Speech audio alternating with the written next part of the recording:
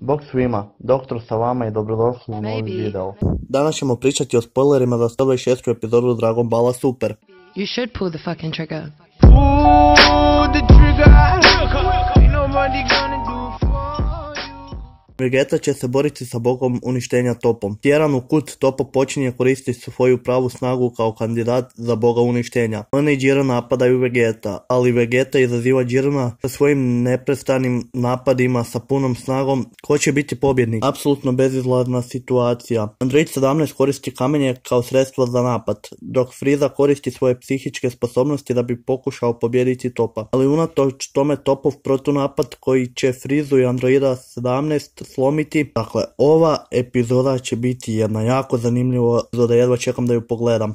Zanima me kako će Top izgledati nakon preobrazbe. Iskreno me zanima kakav će to napad Vegeta izvesti na Jirenu. Sve u svemu, ovo će biti jedna od boljih epizoda po mom mišljenju. To bi bilo to od ovog videa, a mi se vidimo u idućem. Pozdrav!